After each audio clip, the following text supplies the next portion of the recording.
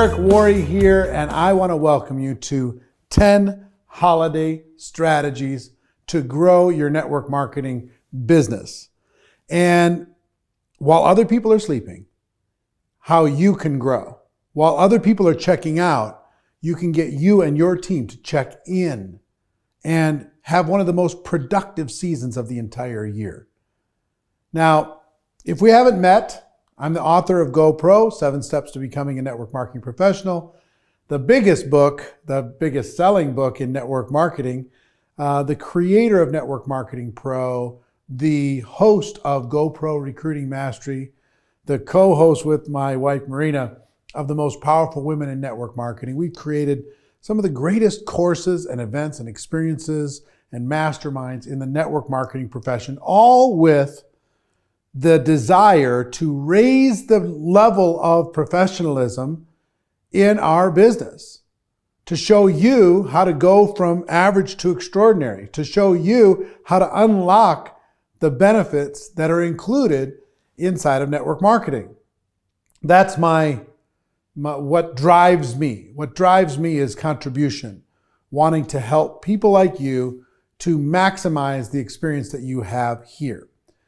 Now, I've got to tell you, while a lot of people look at me, wow, you're so successful, you've had all this different kinds of things, it's weird for me to even have that conversation because when I first got introduced to network marketing, I had a different experience. Maybe something similar to what you've had, I don't know, but I barely graduated high school. I went to one semester of community college, which was the only college that would accept me. I had 18 jobs before I was 23 years old, and I was scared out of my mind. I was scared that I wasn't enough. I was scared that I was already behind on my bills and my promises. It seems funny to talk about a 23-year-old feeling like they're running out of time, but I really felt like I was running out of time. And feeling like a failure every single day, watching other people succeed while I was floundering and going from job to job. And when I first got introduced to network marketing, I'll never forget the day that I got introduced. I got introduced by a mentor of mine, my dad's best friend, who said, Eric, I think I have a way for us to make some extra money. And I was working for him at the time. And we went to one of his friend's house and they turned on a video and introduced me to this profession. Now, initially I was negative and pessimistic and I don't think this is going to work. But eventually I was convinced that, really what did I have to lose? And that was honest, at least. I mean, I didn't have a lot to lose. And they were successful. The other people involved were successful. I'm like, well, maybe I can get around some successful people and maybe something good will happen. So I asked my father for a loan. I didn't have the money to start in my network marketing business when I first got started. And I started this process. And I would love to tell you that it was a straight shot up to $1 million a year. But that would not be a true statement. I struggled. I don't know if you've struggled in your network marketing business yet, but I struggled. I had difficulty. I build my team up and fall apart. I build it up again and fall apart. I counted up one time. I rebuilt my team 7 times in my first 3 years. 7 times. Build it up, fall apart. Build it up, fall apart. Build it up. Other people, it seemed like they had multiplication, right? I had addition and subtraction. I'd bring somebody in, I'd lose somebody. I'd bring somebody in, I'd lose somebody. That was my life. Every time the holidays came around, everybody went into hibernation. My business completely fell on its face. And every January I was starting over. I mean, year after year. It was so frustrating. But I've got to tell you, a couple things happened for me. One is, about 3.5 years into my network marketing experience, I finally made the decision to go pro. I finally made the decision to become a network marketing professional, to walk away from timing and positioning and cool, fancy tools or incredible training programs and just decide to be a professional here, to become world class here, to become an expert here. And once I made that decision, I found that teachers who weren't visible before all of a sudden became visible. They say when the student's ready, the teacher appears. Well, guess what? Once I became ready, my teachers started to appear. Ideas and insights and strategies and mentors. The training that I listened differently than I listened those first 3.5 years. And I started to attend events when normally I said I didn't have the time.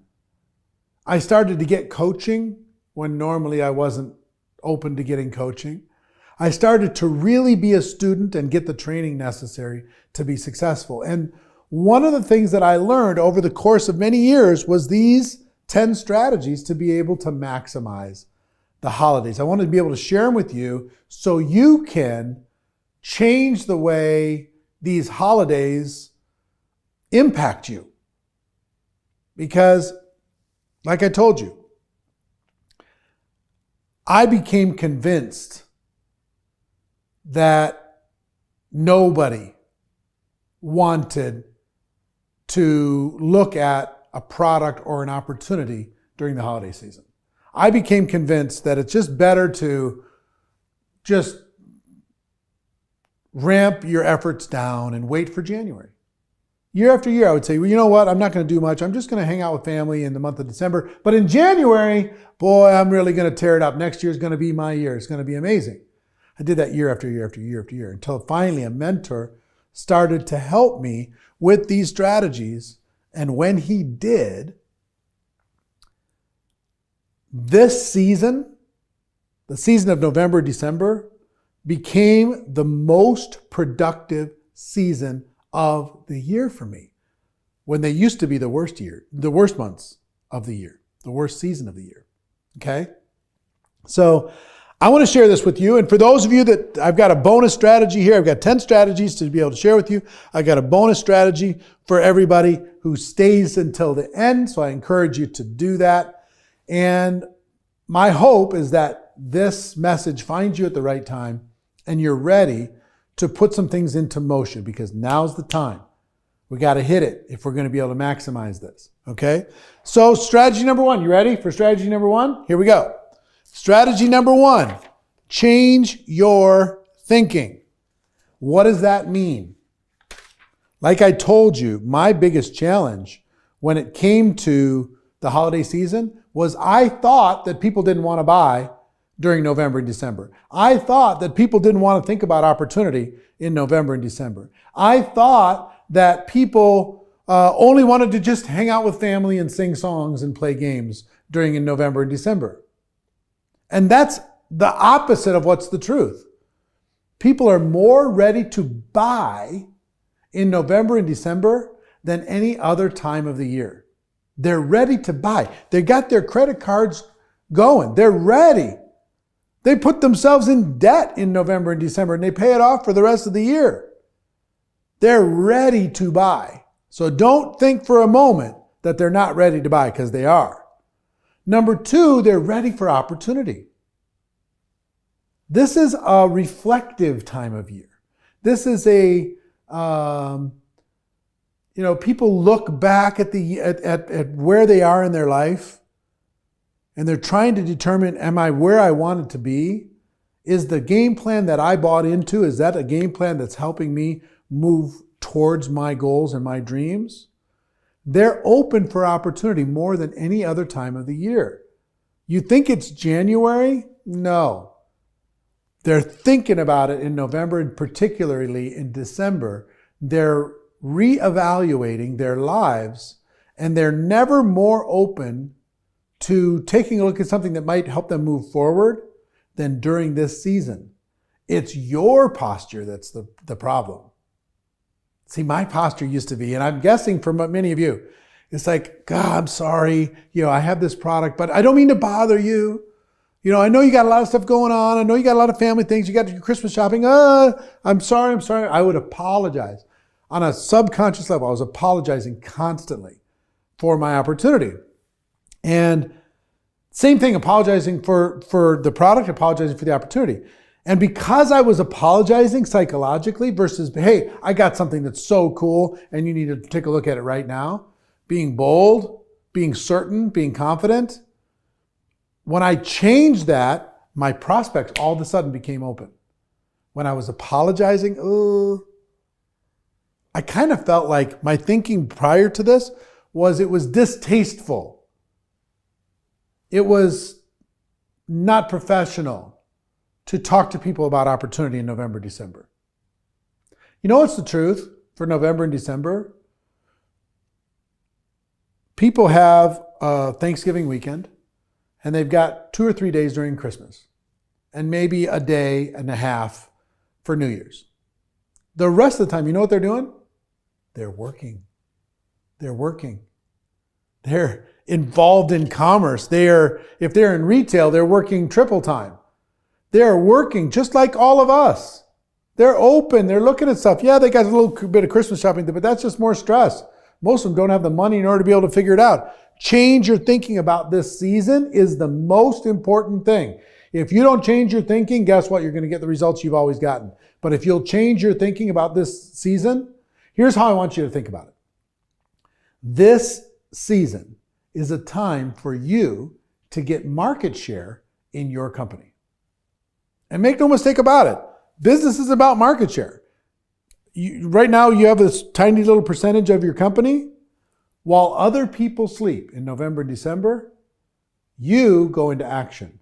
So when they lose market share, you're gaining market share. You actually get a double benefit during the holiday season. This is a chance for you to go past let them sleep. Let them do whatever they're going to do, but not you and your team. I'm going to give you strategies in order to be able to make that happen. But the most important holiday strategy is to change your thinking about people's openness, about people's time, about people's commitment, about people's buying habits, about you and your company, your opportunity, the fact that you're bothering people. Are you apologizing? You got to change your thinking completely from top to bottom, okay? That's number one. Number two for your notes is, I learned this from one of my mentors, all business is conversation. All business is conversation. So this is a concept that will serve you very, very well if you pay attention to this. What we want to do, you know what most people do during the holidays? They have less conversations. They talk to less prospects.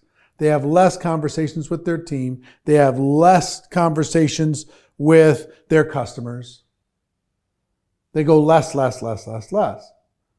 Your job is to increase the number of conversations you're having and the number of conversations your team is having. And you're going to use all kinds of strategies to be able to increase those conversations. Your job is, if you do this right, you should be able to double or triple the number of conversations you're having during November and December.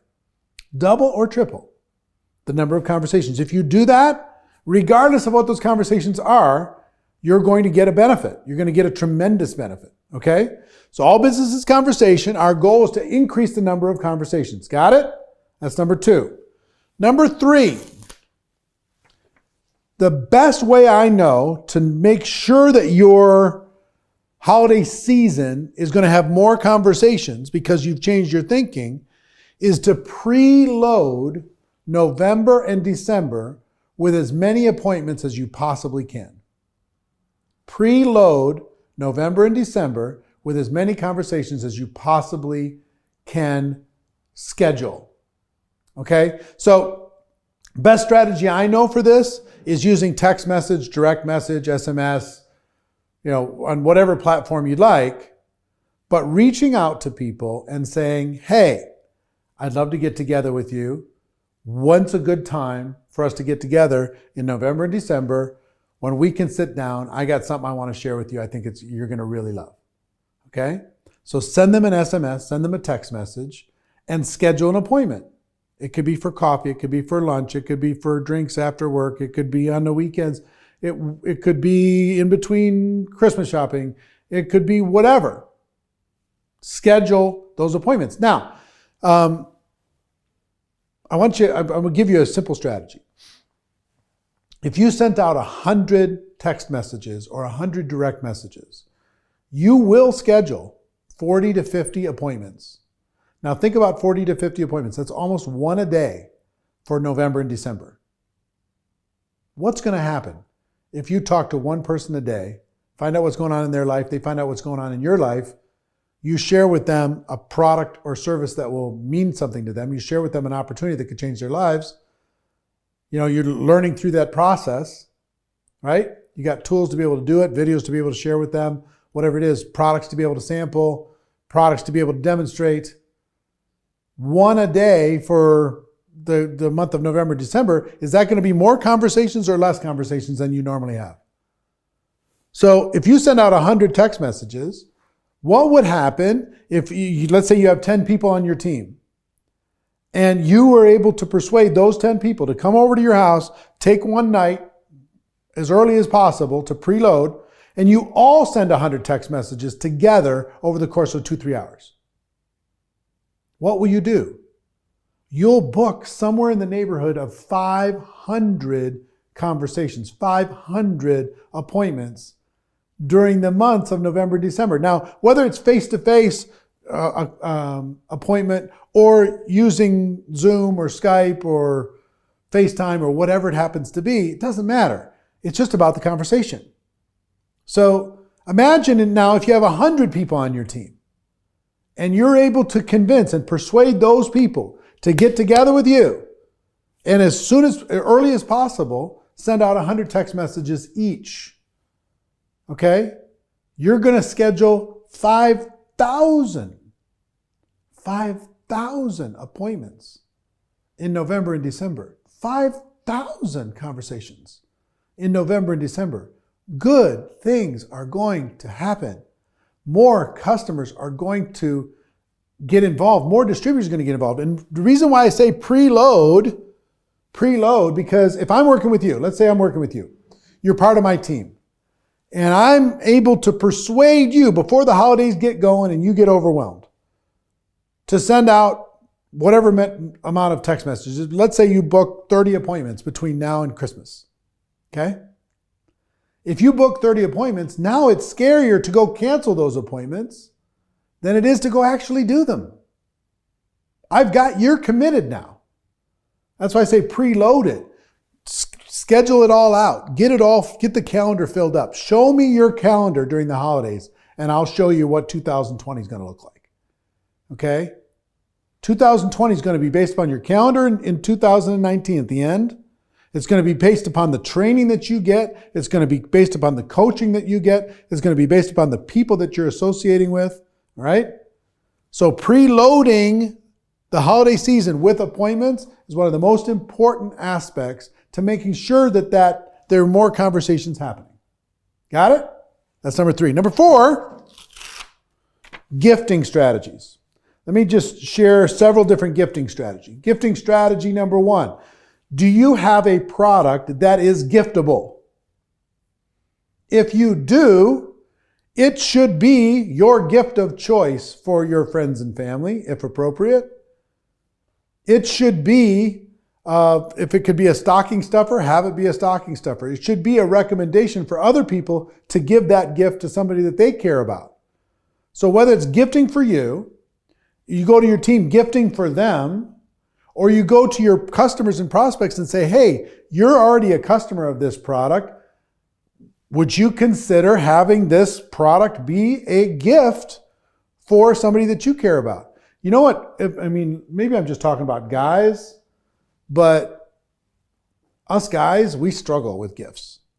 If somebody shows up in my life and says, hey, I have a great gift idea for your wife. Oh, I'm thrilled. Please make it easy on me. A great gift idea for my brother, my sister. Fantastic. One less thing for me to deal with. Right? I'm stressed out going to the mall. I'm stressed out trying to figure out what everybody wants to get. You know what I mean? So somebody helps me with gifting ideas. Now, some of you can bundle this product into a gift pack. You can have a sample pack as a gift. You can have an individual product as a gift. Some of you have services that could be a gift. Maybe they're short-term for a period of time and other people can have it long-term. but think about the gifting strategies that you can use in order to be able to get more exposure of your product and more conversations happening during this holiday season, okay? So think about all the gifting strategies that are possible within your company and put those into action early. You're going to have to remind people a lot in order to be able to really get them to pay attention, okay? It's one thing for you to do it. It's another thing for everybody else to get involved with that's part of your team. Get involved in gifting strategies. Number 5, giving and gratitude. This is just about conversation and community. And if you connect, I'll give you a couple different strategies here on giving and gratitude. One thing that I like to do, and you got to decide what you want to do during the holiday season. But at Thanksgiving, me and my family, we reach out to people who are in need, and we work with our friends in order to be able to help those people out. Like last Thanksgiving as an example, I posted on Facebook just kind of on a whim, said, hey, if you know somebody that's really in a difficult situation right now and $1,000 would mean a lot for them, post their story below, and my family's going to sit together during our Thanksgiving dinner, and we're going to pick one of those, and we're going to send them $1,000. So these amazing stories poured out. So we're like, how do we pick between this one and that one and this one and that one? And then my friends started showing up and saying, well, we'll match it. We'll match it with 1,000 so you can pick more than one. Oh, well, and we'll match it. Pretty soon, I think it was like 12 or 14 people decided to match $1,000 in order to be able to do that. So my wife and I and our family, we matched all of those 14. So we ended up picking something like 28 people. And we were able to go through and pick these different people and then donate $1,000 just as a gift out of the blue for no reason at all. Just as something that we wanted to do. Now, I want you to think about giving in a couple different ways. Could you come up with a campaign, a fundraising campaign for a charity that your team could get involved with? Maybe it's a bicycle for kids, that everybody on the team buys a bicycle and you give them away to homeless kids or underprivileged kids. If it's a gift of food during the holidays, if it's a gift of Christmas presents for people who couldn't afford them, whatever that gift is, think about what happens to you in the community, what happens to you and your team when you're involved in gift giving during this period of time. Not just among your family, but to the world. What if you all got together and cleaned up a park? What if you all got together and did something, you painted something that needed to be painted? What if you all got together and did something special? Would that be beneficial overall for the team and for the emotions of that team? The answer is of course. Another thing that we do, and we encourage the people in our organization to do, now we're in one situation where we can kind of afford to do this, but between Thanksgiving and Christmas, whenever we go out, we tip whatever the bill is. So we don't tip 10%, we don't tip 20%. We tip the entire bill. So if it's $150 for lunch for the family, the tip is $150. And we just say happy holidays. That when you go to a fancy restaurant, that gets a little nuts. You go $600 and you're tipping $600. It's like, okay, we said we were gonna, but the stories that came out of that just from our family are crazy. Me and my youngest son, we had so much fun doing this last year. We'd tip and then we'd go around the corner because we didn't want to just hang out and say, oh, isn't it cool that we gave you the money? We'd go go around the corner and we just watch their reaction for when they picked up the bill. And the reaction's so cool. People would start crying. People run over to their friends. They jump up and down. I had people chase me into the parking lot and saying, is this a mistake?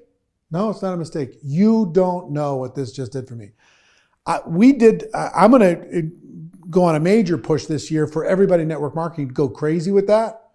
But what if your team just did something like that? But what if maybe it's not tip the bill? Maybe it's tip 30%. Maybe it's tip 40%, whatever. Something something out of the ordinary, just as a way to give back. Do you think those people want to be working at Applebee's on December 23rd? Answer is no, they don't. You can be a cool thing. So whatever charity, whatever organization, whatever activity you want to get involved with, if you involve your team with it, it's going to create more conversation. It's going to help change your thinking about this season, create more conversation. It's going to do good things. Trust me, it's going to do good things. Now on gratitude, what if you picked and you taught everybody in your team, pay attention to the strategy now. Could you think of 30 people you're grateful for? Yes or no? 30 people. If you really thought about it, a teacher, a coach, a mentor, a friend, somebody helped you move, somebody who helped you change a tire, whatever. Somebody who was there for you on a bad day. Could you come up with 30 people? What if, starting Thanksgiving Day, you posted one gratitude post a day to your social media? One a day. And said, I want to talk to you about my 8th grade teacher. And here is Mrs. Johnson, and here's why I'm so grateful for her, and tag her in that. And maybe ask other people, do you have a teacher that you're grateful for? And watch what happens to that post. The next day, pick a friend. The next day, pick a family member. You know, whoever. And if you do that every day for 30 days, that's one thing. But what if every single person on your team did that every day for 30 days? You're going to explode the number of conversations in your organization. You're going to explode the potential of being able to share your product or service at some point when it's appropriate. But you're going to feel so good. The team's going to be so inspired just by engaging in this type of behavior. Now, I'm not saying do this in order to be able to grow your business. I am saying when you do this, it will help you grow your business. It just will. It's the law of how things work. Don't do it for that reason. You're going to find emotional benefits are far outweigh the financial ones. But just know it's going to create more conversation. More good things are going to happen. I looked at all of the reasons why what those successful people were doing wouldn't work for me, and wondering what is the secret that those people wouldn't tell me. Well, of course, he's successful. He lives in New York City. There's millions of people there. If I lived in New York, it wouldn't be different. But I'm in a smaller town, so obviously it doesn't work for me because we just don't have all that many people. Now, of course, what are the people in New York saying? Well, you can't do business in New York. Nobody will even go out. It's so crowded. If we lived in a small town where everybody knows everybody else, it'd be different. If we just lived in the Midwest, we could build a business. Now, in the Midwest, they say, people are so conservative here. If we could just, if we lived in New York or if we lived in Miami, they're saying, it's so hot here, people won't go out for meetings. If we lived in Utah, well, no wonder she's doing it. She's from Utah. She's probably a Mormon. They all have 10 kids. You sponsor 5 people, you go diamond.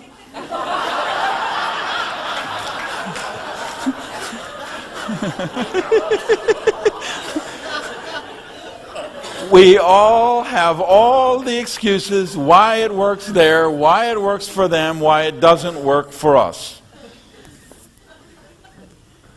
But there will come a day, there will come a time, and I'm hoping for most of you, if not all of you in this room, who haven't got it yet, that this day is the day.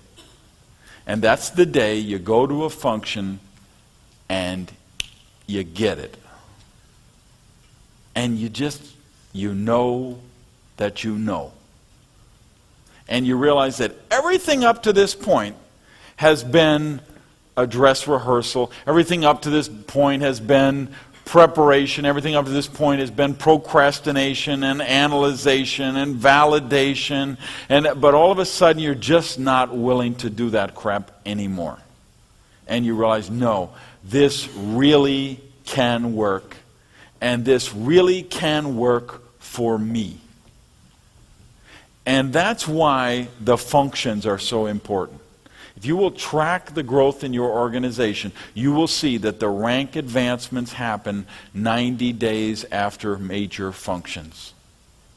Because the president gets up, the diamonds get up, the other people get up, and people, they hear them. They might hear 11 speakers in a row, they don't get any of them, but then the 12th one comes up and says something, and they get it. And they'll say, did you hear what she said, Dennis? She said da da da da da. And you're going to say, I've been telling you that for 4 years now. No, you never told me that. Yes, 4 years I've been telling. Oh no, you've never told me that. They can't hear it from you. They'll hear it from someone else. You get your people at the functions. You make them get to the function. You got a spouse that's skeptical. You get them to the functions. We have seen it time after time after time again. The husband is in the thing. The wife never supports it. It's a horrible deal. Then she comes to a function. She meets the people and it turns around. Or the wife's in it and the husband does it. Oh, it's just her little pin money thing. It's her little hobby. Then he gets to the function and something happens. Transformations are made at the functions. You have to meet people. You have to shake their hand. You have to look in their eyes. And when that happens at the functions, that's when you get it. So you got to get your people to the functions. And you got to use tough love. Of course they've got excuses. You don't understand, I'm building the business and I bought the pre-approach pack and I'm paying $5 every Tuesday when I go to a meeting and I had to travel and now they want $150 for that and I have to pay the night at the hotel and the gas in the car. I don't have the money. Sell your bed. You want to get 100 people at an event. Let me give you some training on how to do that. I'm a ninja at doing this. I'm world class. There's very few people that are better at me at promoting a company destination event. This is what made up for most of my lack of ability and lack of skill was this skill. So let's say you have an event in September and your goal is to put 100 people into that event. Number one, you have to know what the date is. You got to know where the location is. And you got to take a look at what you have in raw materials from your team in order to be able to work with. And some of you have a team to work with, and some of you, the team's going to be no good. You're going to have to do this with a fresh team. So if the team's no good, then that's fine. But let's say you got 10 people on the team.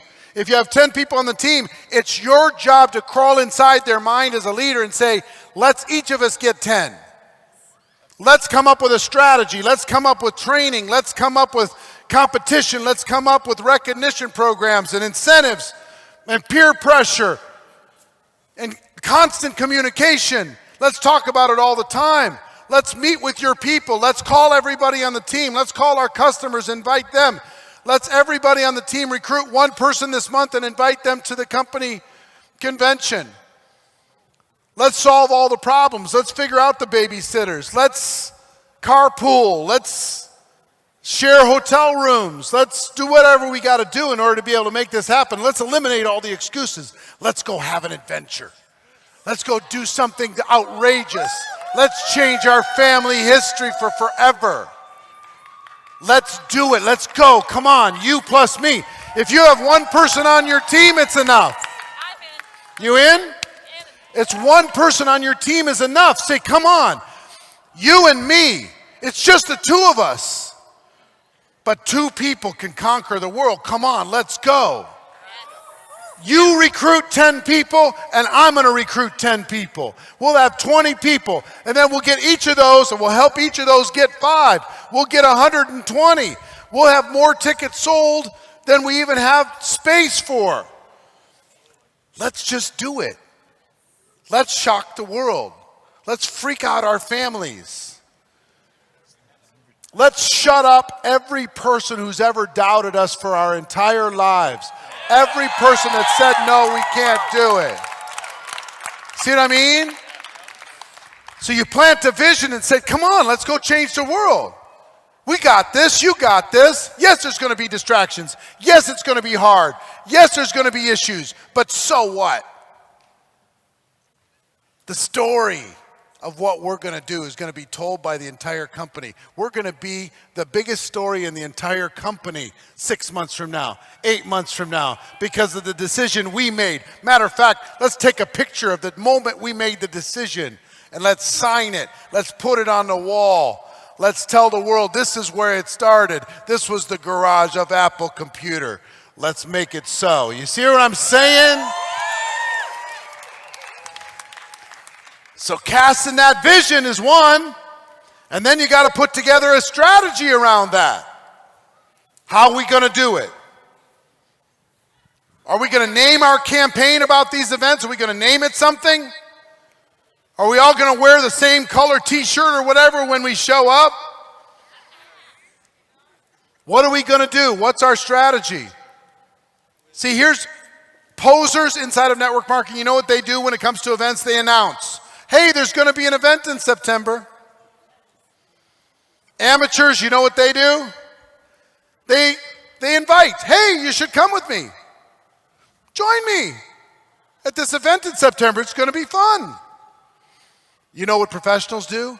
They promote, and they're relentless. They will not stop. Everybody says, enough, oh, come on, there's more to life than this event. And they say, no, there's not.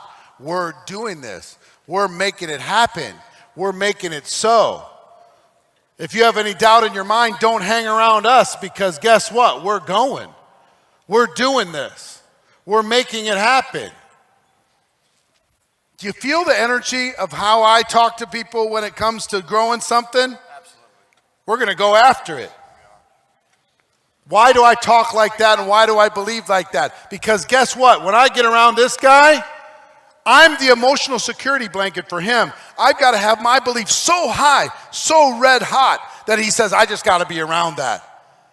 Because I let life get in the way. If I get around him, all those distractions are going to pale. They're going to disappear. And I'm going to stay focused on my dream. So, your events are big. They're huge. They're massive. Some of you, I think you're going to earn significantly more than $1,000 a year. You come back to this event. Some of you should get 10 tickets or more to this event. You haven't decided to for whatever reason. That's up to you. But here's what I'm telling you. You make the decision, you say yes, tell the world, and then figure it out. It's going to change your whole life. That's all. How many people wish you had more people at this event? Raise your hands. The only reason why I encourage you to come back is because I know it's going to help. But you know what's sad? Even though I'll love to see you again, is if you let life get in the way and it's just you again. Instead of you plus 100. You changing your team's perception of the world. So, event strategy. It's the easiest shortcut I know to going to the top, because it overcomes all these other lack of skill that are out there in the profession. So proclaim it. Tell everybody you're going to do it. Be relentless. Go crazy.